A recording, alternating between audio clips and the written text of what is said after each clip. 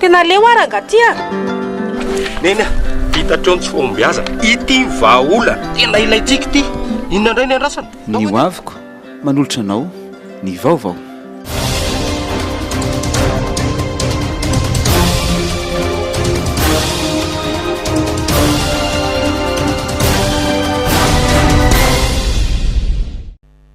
faly manolotra ny arahaba ho anao ny tokantrano indray amin'ny tsy hariva ity ary manasanao anaraka ny vaovao hatramin'ny farany. Manoloana ny mety ho fahatapahan'ny fampianarana noho ny fiparitahan'ny valanaretina COVID-19 dia nisy ny paikady napetraky ny ministera ny fanabeazam-pirenena paikady ara-teknôlôjia manaraka ny fenitra ny ivelany izany. Andeha arahintsika ny andinjiny momba izay. Nametraka paikady ara-teknôlôjia manaraka ny fenitra ny ivelany ny ministera ny fanabeazam-pirenena ahafahana miatrika ny mety ho fahatapahan'ny fampianarana vokatry ny COVID-19. Miompana amin'ny fanamafisana ny fampianarana avy amin'ny interneto ity paikady ity, ahitan'ireo fandaharam-pianarana isan-tsokajiny ary azo tsidihana anaty tranokala manampy ny mpianatra sy ny mpampianatra. Nisy arak'izany ny fifaninanana nokarakaray ny ministera ho famolavolana antotan-kevitra ary famokarana votoantom-pahalalana azo tsidihana avy amin'ny tranokalan'ny ministera hoentina manampy ny mpianatra sy ny mpampianatra. Navadika tahirin-kevitra ara-nomerika ireo votoantom-pahalalana apetraka ao anaty tranokala ary azo ny rehetra tsidihana. Nozaraina raspari ireo mpifaninana mendrika anamora sy anatsara ny fampidirana ireo votoantom-pahalalana ao anatin'ny tranokala. Nalinany maro moa ity fifaninanana ity satria dia misy 20 ireo nandray anjara avy amin'ny faritra 470 misy 70 ireo nafen'ny fepetra rehetra ary notolorana loka. Lela vola mitetina ray tapitrisa ariary no azon'ny larana voalohany, enina hetsy ariary no azon'ny faharoa ary 2 hetsy ariary kosa ho an'ny fahatelo. Naneo hevitra mikasika ny fivoarany valanaretina COVID-19 ny mpikaroka malagasy Zaranaina Christian, izy izay tsy nanafina ny aiainy amin'ny mety hiparitahan'ny variant amin'ny toerana iray raha toa ka tsy miova ny fomba entina izao tontolo izao mitantana ny valanaretina COVID-19. Vola Ravoavy sy Mamra Samoly. Atahorana ny paritahan'ny variant samihafa amin'ny toerana iray raha toa ka tsy miova ny fomba entina izao tontolo izao mitantana ny valanaretina COVID-19. Hoy ny mpikaroka malagasy Zaranaina Christian, nambarany fa tsy mitombona ny fanapahan-kevitra izay niraisiny manoloana ny fiparitahan'ny variant Omicron. Atahorana intsony ny fiparitahan'ny le coronavirus indrindra le variant Omicron fa ny zava-dehibe dia hoe izy tsy aingana be ohatry ny variant Delta ny fidirana forme grave. Za dia mametraka hoe so dia mba sambo mihoatry ny loha miantso an'ny samy mpikaroka eran-tany amin'ny laboratoire samy hafa fa mitovy ihany tsika samy mpikaroka samy manam-pahaizana, so dia mba sambo mihoatra ny loha fanaovana an'izany zavatra any. Virus ane io ny virus rehefa tratany ny quantitatif be dia be izy fenony amin'izay dia miditra amin'ny qualitatif andray izy rehefa vo isoty ndray an'ilay ady ataon'ny système immunitaire aminy. Ka ny zava-doza tena iseho amin'io dia tsy andeha séquentiel latsony ohatran'izao io zavatra io hoe avy nivoaka le sosy générique tamin'ny voalohany dia rehefa vo mivadika amin'izay variant africaine dia misy hoe variant britannique rehefa vo variant delta. Fa ny zava-doza mety iseho amin'io raha hoe aveliparitaka amin'io mety hiara hipotra variant samihafa amin'ny toerana samihafa. Zava-doza ary tena sarotra ny hidivana amin'io. Zaranaina Christian izay manamafy fa tsisy afa-tsy ny fampietona ny fiovan'ny endriky ny virus COVID-19 ihany koa no fomba ahafahana mifehy ny fianaky ny valanaretina COVID-19 ary eo ampelantanan'i Madagasikara ny vahaolany. Ampelantanan'ny Malagasy ny vahaolana ahafahana misakana, mibahana, mamongotra anatin'ny traitement na protocole tokana anio fa aretina valanaretina coronavirus io. Ampionareo aza tsy miteny hoe meo vola fa hoe ampionareo manampahaizana ampionareo amin'ny sehatra rehetra misy anareo a ampionareo amin'ny fitaovana ahafahana multiplier farany aingana nyity odivirtia fa io no vahaolana an'io satria ny molécule zay miasa ao anatin'izy io a de molécule avy amina plante endémique eto Madagasikara io no tena tonga de mahafehy ary afaka tena mampiakatra amin'ny farany ambony ny système immunitaire afaka anao lecture ny séquence génétique rehetrarehetra ka ahafahana manao blocage na mutation de amahany olana rehetrarehetra. Nitondra ny fijeriny mikasika ny vaksiny adina amin'ny Covid-19 izay misy amin'izao fotoana izao Izaranena Christian. Dio nefa fa ao anatin'ny antigène iny tout un système be de be fa tsy ny ARN messager rery no mitondra ny codage génétique an'iny antigène iny fa dio fa misy ny zavatra hoe sous-gène ambanin'ny gène zay tsy hoentin'ny ARN messager misy koa ny subgénique ambonin'ny gène reny zavatra rehetrarehetra eny tokony ho ananany système immunitaire daholo ny information momba an'ireny afahany miady amin'le antigène fa le izy zany ty zavatra ataontsika tia de fieritreretana hoe le ARN messager rery no mitondra le message de ny zavatra rehetra manodidina an'io zavatra rehetrarehetra manodidina an'io système rehetrarehetra io de tsy azo ny système immunitaire ny information dika rehefa tena miditra le antigène tena mbola feno de tsy ampy ny information ananany système immunitaire ary zay no mahatonga no mutation be de be aingana be zao io fa tsy mbola nisy zavatra nanao mutation hoe anatina heritaona mahavita mutation intelo zany fa ny fampiasana an'io système na vaccin à base na ARN messager io no mahatonga ny mutation aingana be io zay no apetrako hoe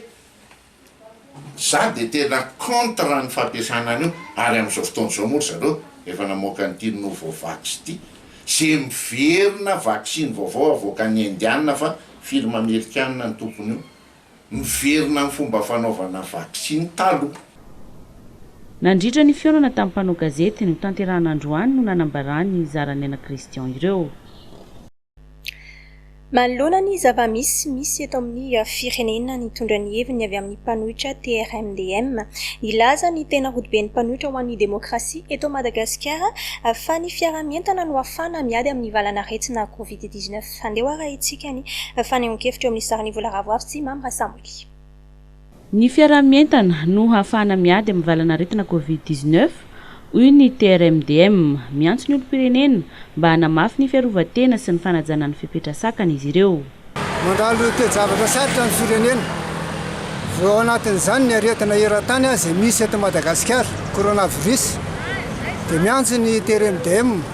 miantso voaka malagasy mba hifametanana anaraka tsahany atsaka sandavana toromarika zomen'ny mpitondra fanjakana amin'ny fepetra rehetra toy ny fanaovana kasibosy ilana ray metatra fanasana tanana sisa fa ny fiaraha-metana fanaovana soroka miara milanja ihany eo ahafahana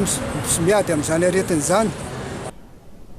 Mikasika ny fiakarany vidim-piainana amin'izao fotoana izao nilaza ny TRMDM fa mankasitraka ny fepetra ny raisiny teo anivon'ny ministeran'ny varotra amin'ny famaizana ireo mpanararoatra. Fa ny tatsahany tokony ametraka ny vidiny entana izay vokarin'izy ireo ny vary sy ny sisa fa tsika tendre mivoatra izay tsy mpamokatra no menina fotsiny fe lafin'izao no lafin'izao fa nanjara ministera dia mandrindra mba araka ny fomba fiteny terombririnina tsy ahafatin'ny reniny ary tsy abotriny zanany mandrindra zany ny asa ministera zay mahita fa misy ezaka atao ministera ao anatin'izany indrindrandrindra misaotra manokana ny tale général ny commerce amin'ny ezaka atao satria maheno zay fa hitina ifotiny izy ary andray fepetra any fanakatonana an'ireny ampanjinjara ny somary eny ohatra zay manararoatra tafahoatra loatra ny vidin'izany marina fa misy ny sarandalana tsy mitovy amin'ny telo alina ny vidin'ny sarandalana eto Antananarivo sy ny any toerana faran'izay lavitra any fa ny disy fanararotana kosa dia miantso mihitsy zay ry manamafy an'izany hevitry ny tale général zany akatona reny mpanararoatra reny fa tena tsy rariny. amin'izao fetiny farany taona sy fitsenana ny taona vaovao 2024 izao miantso ny tokony anajana ny fitoniana politika ny TRMDM. Nilaza izy ireo fa tokony hatsahatra ny fifanaratsiana politika samihafa.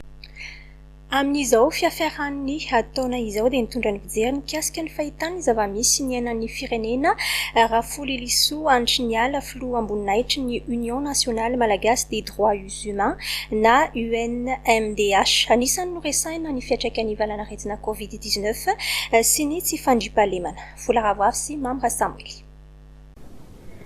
Taona sarotra ny taona 2024 hoy Rafoly Siso Andriniala mpiaro ny zon'olombelona. Nambara ny fanavesatra ho an'ny mponina ny fiantraikany valanaretina COVID-19. Maro ny fikorontanana naterany teo amin'ny lafiny sosialin'ny mponina raha ny nambarany.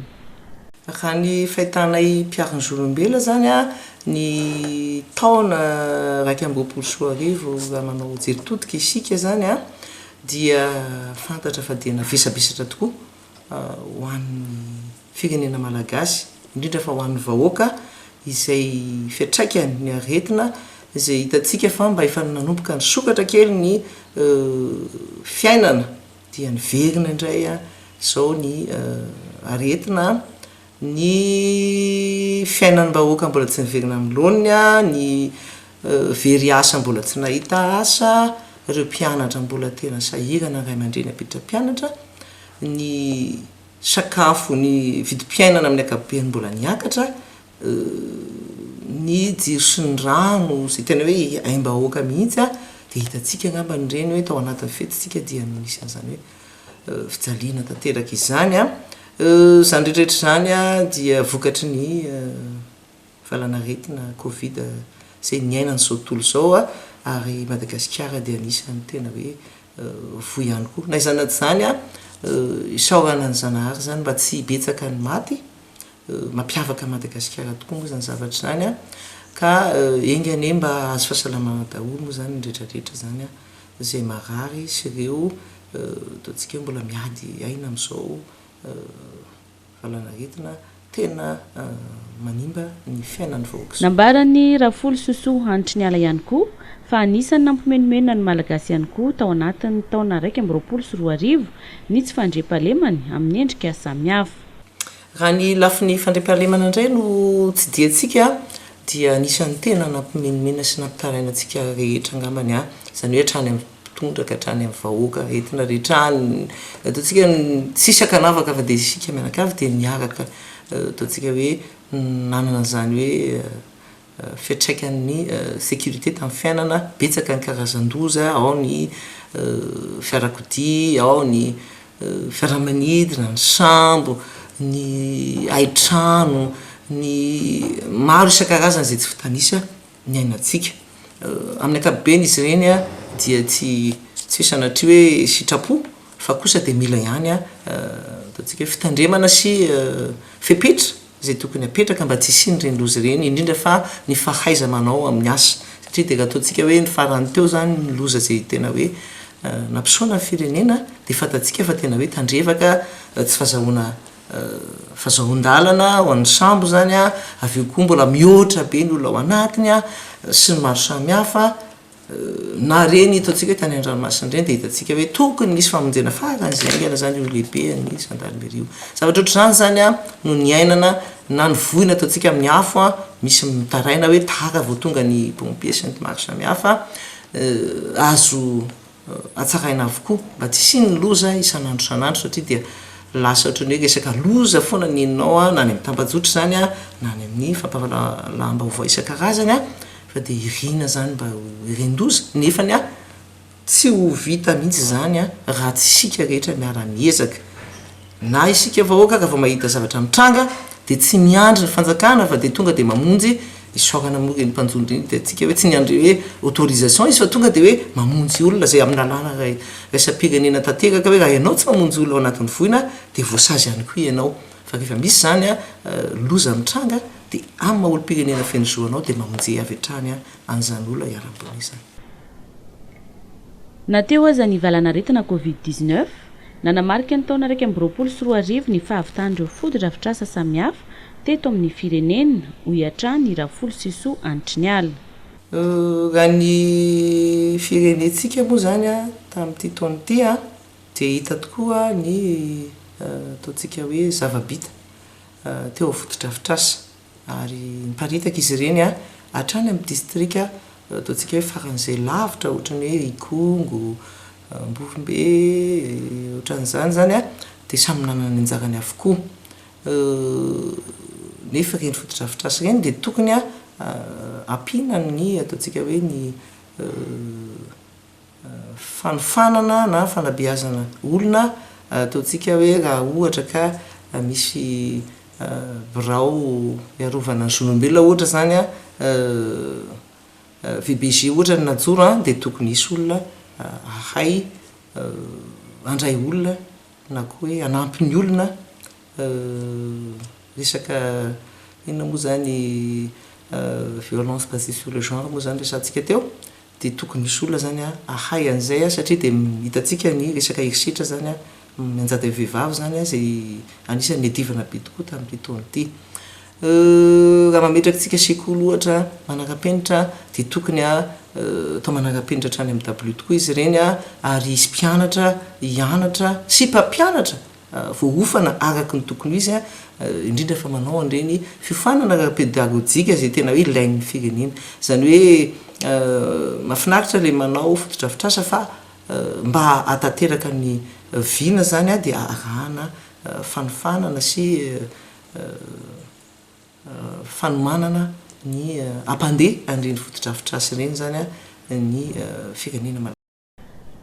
araka izany dia veriny Rafolo Sosoa antry ny ala fa tsy tokony hijanona amin'ny fametrahana fotodrafitrasa ny mpitondra ary ametraka ny olona sy ny fampitaovana amin'izy ireny mba hahafahan'ny vahoaka tena misitraka ny tompony amin'ny fisiny izy ireny. Fanondranana volamena antsokosoko tany amin'ny seranam-piaramanidina iraisam-pirenen'ny Prince Saïd Ibrahim nahitana olona mizaka ny zo-pirenena malagasy ireo voasambotra. Sarony vondrotompo-paritry ny zandarmarie-pirenena Imerina Central teny Ambatolaona ihany koa ireo vato sarobidy tsy misy taratasy ny 17 Desambra 2024 andeha hoarahitsika ireo vaovao tapatapany. Bolabolana volamena milanja 7 kilao no sarona tany amin'ny seranam-piaramanidina iraisam-pirenena ny Prince Saïd Ibrahim na AMPC araka ny vaovao navoaka ny fampahalalam-baovao Komoriana olona 3 no samborina tamin'izany ka nirota amin'ireo dia mizaka ny zo-pirenena malagasy.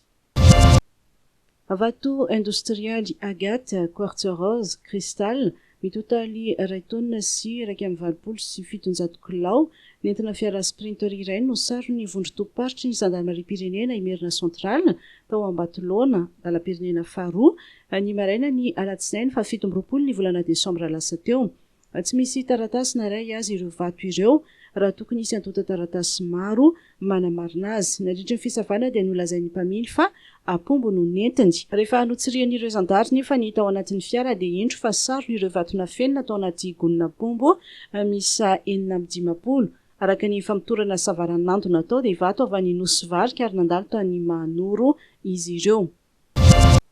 Toka gasy 540 litatra no sarony mpitandro filaminana tetsy amin'ny station de pesage Ambomalaza distrika Navaradrano ny alatsinainy teo. Fiara fourgon avy any Tomasina no natratraran'izany. Rehefa nangatahana taratasy ny mpamily ny fiara dia nampiseho fa zondalana avy amin'ny fitalevaparitry ny etra vadivavy fitovinandy izay manome alalana azy varotro ireo toka gasy ao amin'ny faritra vadivavy fitovinandy. Tamin'ny daty ny 12 aprily 2024 moa izany fahazahondalana izany nosamborina avy hatrany ny mpamily sy ny tompon'ireo toka gasy nampidirina ambala-pamonjana mandritra ny 10 andro kosa ilay fiara misokatra ny fanadiadiana. Naseho ambany faneva omaly ireo zazavao kilasy 2024 andiany faharoa rehefa navita ny fiofanana fototra raha miaramila tao amin'ny toby Mandala Fianarantsoa. Misy 770 mirahalahy izy ireo no manao fanompoam-pirenena eo anivony ity toby miaramila ity. Nanotrona sy nanome voninahitra ny fotoana ny lehibe ny etamajorony tafika an-tanety ny jeneraly Rakotsiniana Jean Yeme. Atranona sinoa mpivarotra pneu sy fiara tetsy Andohanimandroseza no nrehetra omaly atoandro ny toana tanteraka ny fifamoivoizana noho izany sofa tonga ra-potoana ny mpamonjy voina sy ny mpitandro ny filaminana. Jiolahy mpamaky trano miisa 3 no lavon'ny balan'ny zandary alina teny amin'ny diga Ambohimanambola. Basy tsy ara-dalàna miisa 2.30 no nisy nanatitra tao amin'ny zandarmarie-pirenena Betroka. Mpamaky trano Gaigilano sady mpamerikeloka no voasambotra ny mpitandro ny filaminana tao maro biby tsara rano manakara. Fanadiadiana Norbert Akotomalala. Jiolahy mpamaky trano miisa 3 no lavon'ny balan'ny zandary alina teny amin'ny diga Ambohimanambola. Nisy fanafiana episerie iray alina tokony tamin'ny 12 sasany tao Ambohimiandra fokotanina Ambohimanala commune Andorano Fotsy. Lasan'ireo jiolahy tamin'izany ny lela vola 4 alina ariary ny ampy ny kojakoja ilaina andavanandro isan-karazany, teo ihany koa ny vilany, ny ampli, ny bafle ary ny fahitalavitra écran plat. Ny antson'ny zandary ny manodidina ka vetivety dia tonga teny toerana ireo mpitandro ny filaminana nanao ny fanarahan-dia. Teo amin'ny diga sy nanandro maopera Bevalala hiazo ny tanànandro masera eo Ambohimanala no nifanera tamin'ireo jiolahy ireo zandary satria vao nahita ny fiaran'ny zandary izy ireo dia nitifitra ka namaly ny mpitandro ny filaminana ka 3 no voatifitra latsaka teo an-toerana, fa ny ambiny kosa izay mbola nisa 5 tafatsoaka any an-tanimbary tavela teo avokoa ny entana nangalarin'izy ireo. Mikasika ny olan'ny jiro sy ny rano indrindra fa ny fahatapahany herinaratra amin'izao dia nitondra fanazavana ny mpiaro ny zon'ny mpanjifa Rabetsaralita. Nandritra izany no nanambarany familya mandray ny andraikiny ireo tompony andraikitra andeha raha itsika Jemmy Mara Danielina sy Mamy Rasoanaifo. Tsy tomombana ny asa eo anivon'ny jirama ankoatra ny fanteran'ireo foto-drafitrasa izay mitsinjarany rano ary indrindra ny herinaratra dia manana olana eo amin'ny resak'olona amin'ny resaka fandraisana andraikitra ihany koa ny orinasa. Rano nambarany mpanzon'ny mpanjifa rariny loatra raha toa ka hitaraina ny mpanjifa ny jirama manoloana izany. Misy ny olana ara-pitaovana ary efa nataony famatsiana ny fitaovana ary misy koa ny olana arak'olona mpandray andraikitra mpanatanteraka zay tsy dia mahavita n'izay mission araka lazaiko tamin'ny voalohany zay ny mission nampanaovina azy amin'izay moyen efa nomena azy ka izay zany ny zavatra mifameno zay zavatra anankiroa zay na misy aza ny fitaovana fa raha ny olona koa dorororo dia tsy misy dikan'izay. Raha misy nefa ny olona mazoto tianao zavatra raha ny fitaovana koa tsy misy tsy mahavita koa le olona fa zavatra roa tokony fameno zay zavatra zay ao anatiny ary ny ezahany ministera sy ny filakem-pitantanana nanome hoe reto ny fitaovana zao ilainareo omenanareo da tetarao ny asa fanaraka amin'ny fiche d'émission fanaovana ny tsirairay reto. Raha olany rano teo aloha no ny ainan'ny mpanjifa ny jirama, isan'ny tena mampitaraina azy ireo amin'izao fotoana izao ny resaka fahatapahan'ny herinaratra. Betsaka mihitsy aza ireo simba fananana vokatra izay fahatapahan'ny herinaratra matetika izay ka tokony jeren'ny jirama ny vahaolana mikasika izany. Efa ao anatin'ny vanim-potoana pahavaratra tanteraka isika amin'izao fotoana izao, tatoato dia ny sesisesy ny orana ho an'ny teto andrenivohitra sy faritra maro teto Madagasikara efa nisy fiantraikany izany. Firotsahan'ny orana izany ho an'ny teny amin'ny faritra Iva, saingy manaitra ireo eny amin'ny faritra Avony eo anivon'ny BNGRC amin'ny tokony alahan'ireo eny amin'ny toerana efa tandindinin-doza. Jemmy Mara Danielina sy Mamy Rasoanaifo. Manaitra ry miantso ireo olona mipetraka eny amin'ny faritra Avo eto Antananarivo izay efa nasiana saina mena toy ny eny Ampahamarinana sy maro hafa ny eo anivon'ny BNGRC mba hialan'ireo olona ireo eny amin'ireny toerana izay efa tandindon-doza ireny mba hisorohana ny loza. Efa ao anatin'ny fotoam-pahavaratra isika ka hitombo ny riska amin'ny mbola hipetrahan'ireny olona ireny eny an-toerana. Eto dia mbola manamafy ny tenako, manamafy ny BNGRC sola hifanometsiny raitsika ka hiteny fa tsy nanao asany ny fitondram-panjakana, tsy nanao ny asany ny BNGRC. Efa asa izao lazaiko zao miala rehefa voafaritra ianao nametrahana saina mena teny amin'ny toerana misy ianao dia miala eo amin'le toerana izay misy ianao satria tandindonyn-doza io toerana misy ianao eo. Tsy enam-pamarinana ihany fa betsaka manerana ny eto andrenivohitra, ny eto amin'ny faritra Antananarivo sy ny manodidina no nametrahana an'izany saina mena zany. Ka aoka tsika mba hanaraka ny toromarika sy ny torolalana satria raha ihany ny aina. Nitondra fanazavana mikasika ny tranga any Ambatondrazaka vokatry ny firotsahan'ny orana ihany koa ny teo anivon'ny BNGRC. Saitsika angamba dia ny zavatra niseho tany Ambatondrazaka. Ny toromarika izay napetrako amin'ireo mpiara-miasa amiko dia ny manara-maso avy atrany a raha vao mahazo ny tatra omeny météo izahay dia manao ny anticipation mamantatra mialoha ny mety fiatraika ny zavatra mety hitranga any amin'ny toerana ireny araka ny filazana izay lazainy météo zany hoe ary aminana mety misy orana ary aminana mety misy ohatran'izao ka eto a toerana maromaro a manerana ny nosy rehefa azafady nakana vaovao angom-baovao a raha tsy teny aho hoe ny any ambilobe ny any mahajanga toamasina fianaran-tsoa antsofi toliara manakara mahabo voemara sinsisa sinsisa tsy latsaka ao anatin'izany ambatonazaka mazava ho azy dia tsy misy atahorana treto fa ny zavatra mitranga ao ambatonazaka dia zavatra mitranga ohatra ny hitatsika eto Antananarivo ohatra ny mahazo any Besarety io tsetsina ny lakan-drano dia miteraka ndray tondradrano eo no anaovana fanitanana foana isan'andro a ny zavatra misy a amintsika vahoaka satria lasa mandrora ny tsy lanitsika ao anatin'izay zavatra izay ka miteraka fahavoazana ho antsika ihany efa mipetraka avokoa araka izany ny toromarika ataony ao anivon'ny PNGRC any amin'ireo ratsa mangaikany manerana ny faritra rehetra eto Madagasikara amin'ny fiomanana sy fiatrehana ny fotoam-pahavaratra. Nitondra fanazavana mikasika ilay vonany seo tany Soany Ranovongo izay narendrehana sambo sy nisinalozana angidimby namoizana malagasy maro ny État général ny BNGRC tamin'izany ihany koa ny nitondrany fanazavana mikasika ny andraikitry ny BNGRC. Marina moa ny andraikitry ny BNGRC rehefa misy zavatra ohatr'ireny mazava ho azy ny zavatra voalazako teo ny manao ny coordination de mise en œuvre ny stratégie ny GRC eto Madagasikara raha dika amin'ny teny gasy tsotsotra zany dia manao ny fandrindrana ny asa rehetra izay nataon'ny mpiantsehatra amin'izany GRC zany eto Madagasikara homeko ohatra vitsivitsy ianareo verenako aloha izy teo a raha voanitranga iny dia efa nilazaiko teo fa niantso ny front république na ny mianitaika nataony teto amin'ny GRC nampiantso izay rehetra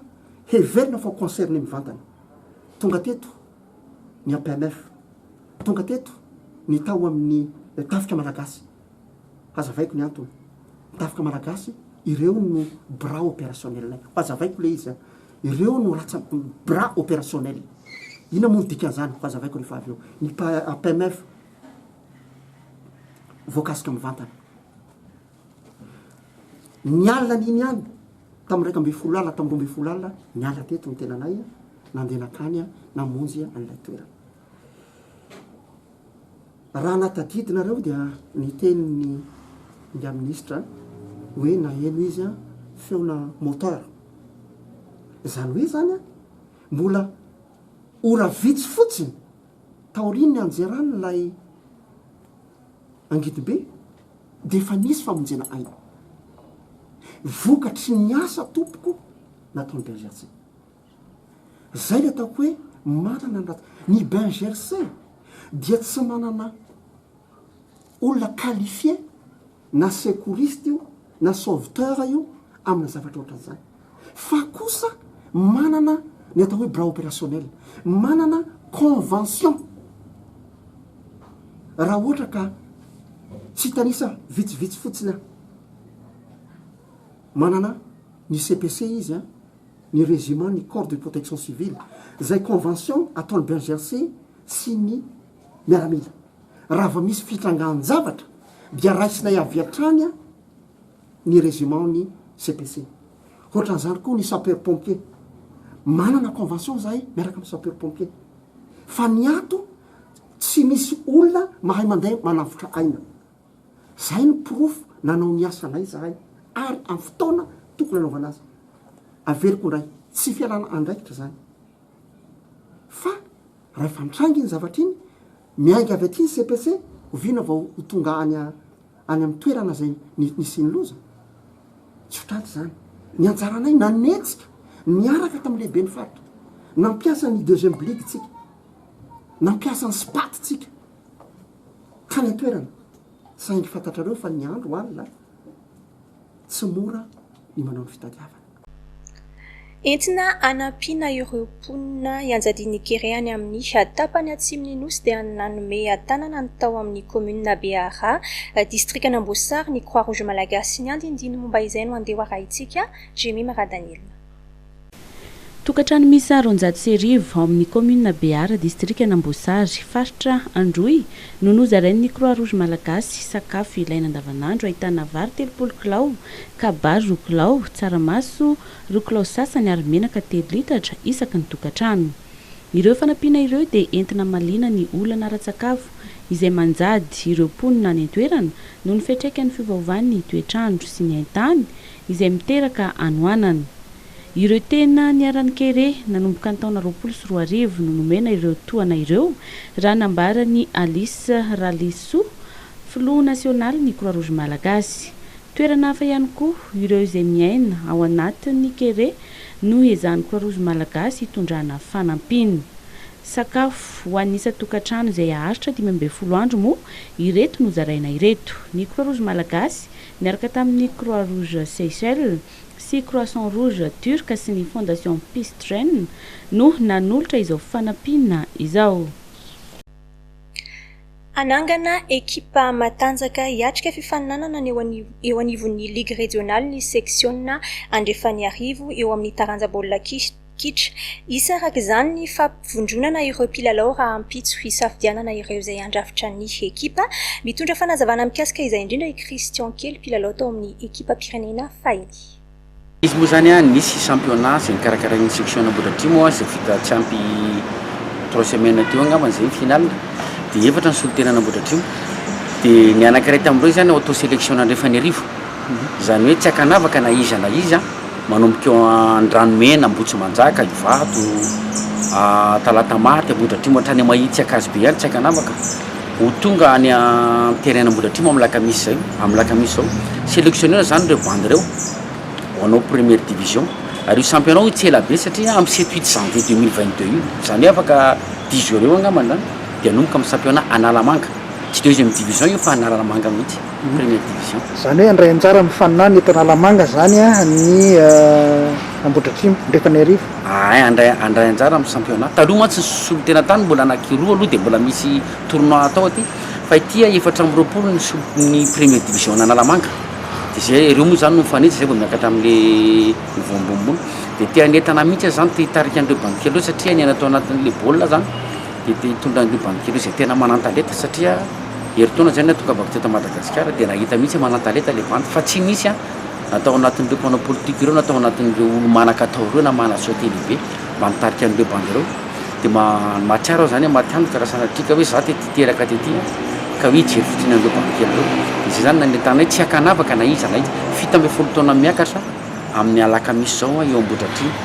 ny championnat Analamanga zay anaovana détection io dia manomboka amin'le 7-8 janvier zany hoe foy dia foy ny fotoana ka zay mazoto na iza tonga avy ny Ambohidratrimo amin'ny alakamisy ao amin'ny valo maraina zao. Totosa tetsy amin'ny lapan'ny kolontsaina sy ny fanatanjahantena androany maraina ny fifidianana ny filohan'ny federasiona ny taranja tenisy ambony latabatra. Tonga nanatrika izany ny solotenan'ny ministeran'ny fanatanjahantena sy ny komite olympique malagasy lano filoha Andriamatoa Jean Irley Ambininsoarvelo tato baovao Norbert Akotomalala.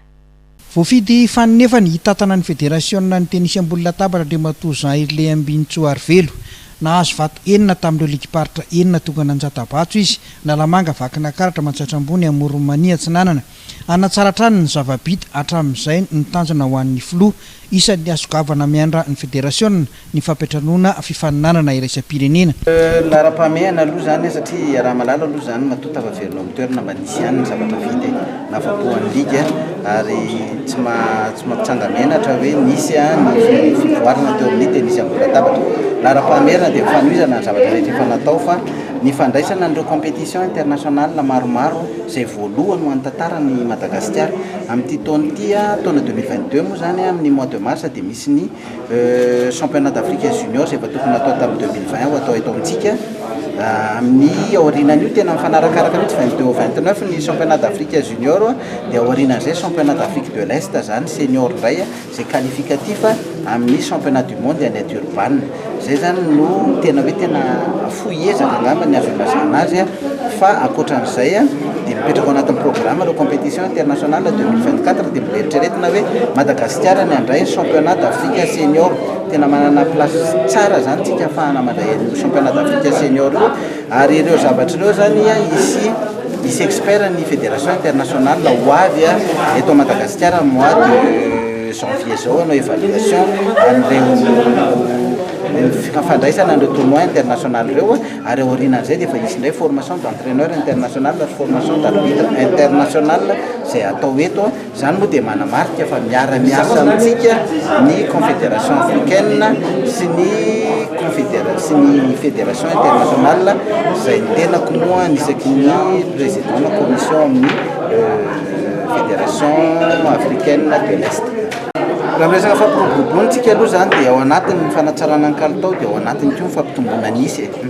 dia fampitombona nisy aloha zany ny voalohany indrindra ho voakasika fampitombona isana ligue io satria anakefatra zany efa azo lazaina hoe fa feno ny dossier an'izy ireo fa miandry ny fahavitany fifidianana fotsiny ny rosony ao anatin'ny tontolony tenisy ambony latabatra dia ao anatin'izany zany ny ligue ny tasy ligue ny vadivavy ligue ny atsimo andrefana ary ny ligue ny boheny zay nisy moa teo aloha fa ho velomina indray amin'izao zay amin'ny resaka isa zany zay satria mazava ho azy rehefa hiakatra ny ligue dia hiakatra ny section hiakatra ny club dia hiakatra ny milalao fa tsy latsa-danja amin'izay ny kalitao satria dia tena ifanesisesy zany ny formation ho ampanaovina isy ny atao ny expert dia isy any ko ny fidinany technicien ny fédération any amin'ny ligue partre isa tokony tosa tetsy amin'ny lapan'ny kolotsaina sy ny fansanjahantena mamasina ny fifidianana zay natreha ny solitenan'ny ministera ny fansanjahantena sy ny komite olympique malagasy candidat tokana ihany moa dia ny filoha teo aloha no nahafen'ny fepetra ka afaka nirotsaka. Manoloana ny tsy nahafahan'ny candidat iray tokony hifaninana tamin'ny fifidianana ny filohan'ny fédération ny taranja tenisy ambony latabatra dia nitondra fanazavana Andriamatoa Jean Herle Ambinintsy Arivelo. Ny tsara marihana amin'iny zavatra iny dia misy ny code électoral dia misy ny statut na zay raha ny asa saina tamin'ny anao an'iny zavatra iny fa raha tsy nanao an'iny zavatra iny zany dia tsy ara-dalàna satria na tsy nanao ny zavatra voasoratra tao anatin'ny statut ny statut sy ny code électoral zany dia niteny hoe ny comité exécutif fa tsy nisy précision hoe raha ohatra izy ka candidat dia tsisy an'izay ao anatiny fa dia mipréciser fotsiny hoe ny comité exécutif no miserige amin'ny comité électoral na mandray ny asa amin'ny comité électoral hatreo dia misy hoe inona sina daholo ny mission dévolue aminy dia anisan'izay ny réception na candidature dia anisan'izay ny examen ny candidature dia nandray an'izay zay ary au contraire tena ndraisinay mihitsy le izy ho hita hoe io zay nandray an'izy raha misy zavatra contestable ao anatin'le décision satria ao anatin'le décision araky ny vokatra hitanareo teo sy ligue sur 6 ny statut dia mazava fa tsy maintsy misy ligue roa farafahakeliny manolotra candidature dia zareo mpifaninana tsy nanana na ligue anankiray ara natolotra tamin'ny accusé de réception namena azy tsy nisy na ligue iray ara miporte ny candidature ino moa mivokatra sy ligue sur 6 donc ny fond zany amin'ny tombony izy le autorité namoaka azy ve no critiquena amin'izay hoe ny dala ihany no nanao signature n'le